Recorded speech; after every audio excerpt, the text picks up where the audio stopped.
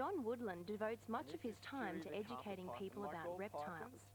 And today the students of Waniassa Hills Primary School are about to take their first snake lesson. Okay, does anybody have any idea how long reptiles have been on Earth? Yes? 300 million years. That's exactly right, that's fantastic. Now, the first reptiles actually appeared, they evolved from amphibians, which emerged from the water, so they're actually the first vertebrates to colonise land. So they're pretty remarkable animals. They've been around for a very, very long time. The reptiles of today are the result of a long evolutionary process. Although many reptiles didn't survive, there are still thousands of species worldwide. Over 700 different reptile species exist in Australia alone. Why do snakes lie in the sun? That's a great question. Now, unlike mammals, snakes and other reptiles are actually cold-blooded. So that means that they have to rely on the sun and other things that have been warmed up by the sun to get warm enough so that they can actually move around. Here, feel this python, it's actually quite cool.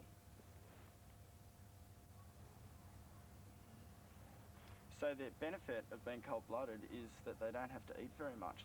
And did you know that some snakes have been known to go for up to 12 months without eating a single bit of food? Summer is the busiest time for snakes, but unfortunately it's also the time when humans are most active. So it's no wonder that humans and snakes bump into one another more often when the temperature begins to rise.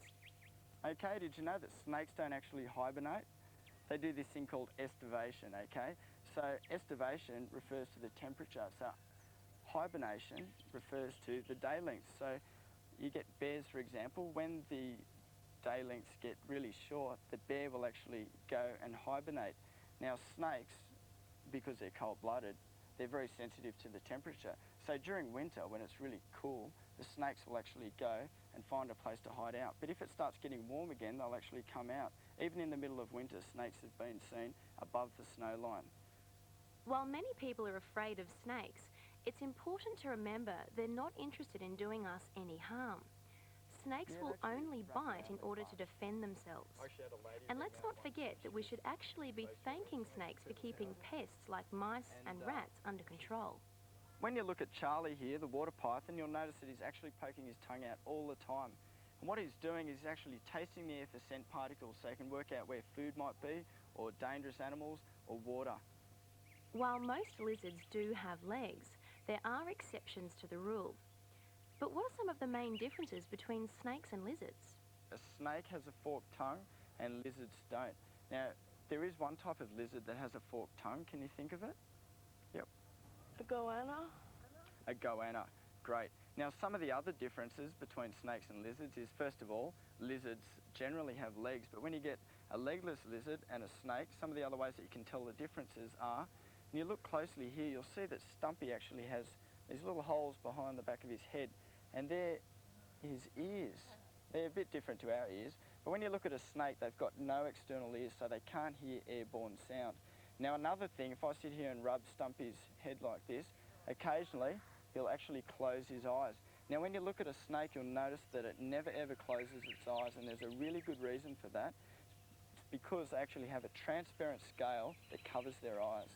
John's reptile lessons are a great way for students to find out all about snakes and lizards in a safe environment. But John, I guess if we do see a snake like this in the wild, we shouldn't really go up to it and touch it like we are here. That's right. Just with any wild animals, you should never ever go up and touch an animal in the wild because they may fear that you're going to hurt them. When you look at most snakes, they're quite small, and if we're to walk up to them, they might think that that's actually that you're trying to attack them. So what they do is, the only way they can defend themselves is by biting. And unfortunately, some snakes have venom, and if they bite you, that you can get very sick.